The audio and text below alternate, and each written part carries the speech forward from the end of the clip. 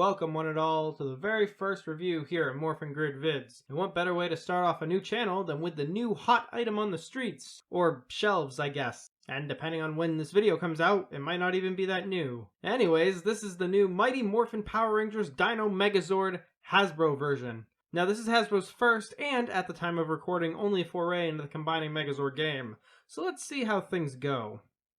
Now because these came out in 3 different packs, I'm basically going to review each pack at a time, starting with the Triceratops and Sabertooth Tiger Zords. Although this pack includes my favorite Zord out of the MMPR arsenal, I gotta say, this 2-pack is probably the weakest out of the 3.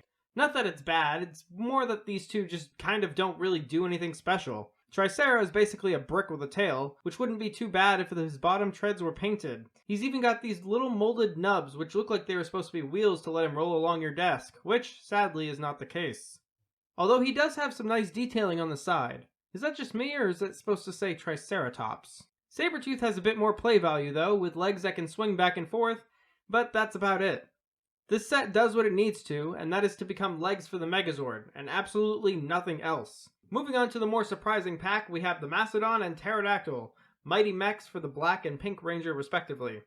Honestly, I was quite surprised when I opened this pack, as the Pink Pterozord has always been one of my least favorite looking Zords in all of Power Rangers, but I found myself messing with it more and more as time went on.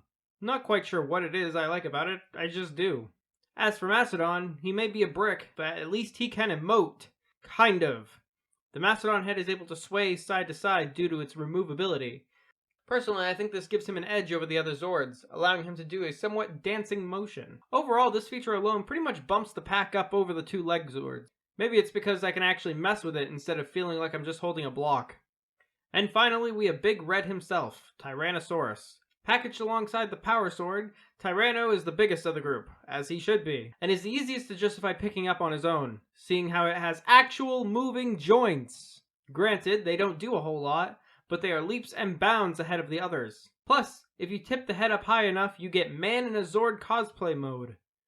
The only downside with Tyranno is that you're paying full 2-pack price for 1 Zord and 1 sword, which I really wish would have gotten a splash of paint.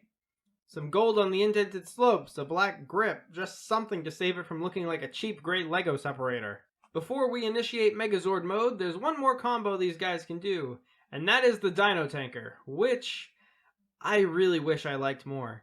Everything seems to clip together fine, and in Mastodon's case too well, but it just feels like the T-Rex limbs are not meant to hold up this weight. It's neat they included this combination in the instructions, but it doesn't seem to have that solid feeling that I feel like it should.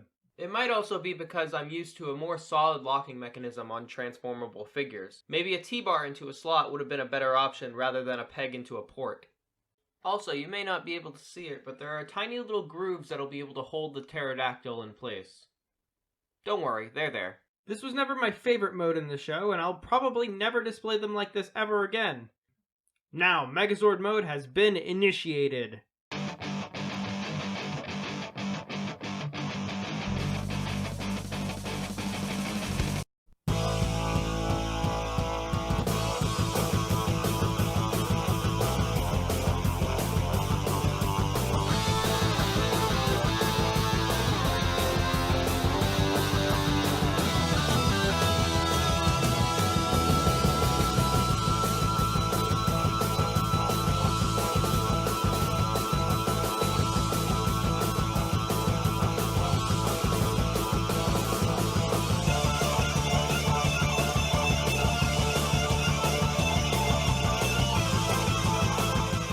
So I'm going to say this first and foremost. This is my first ever Dino Megazord.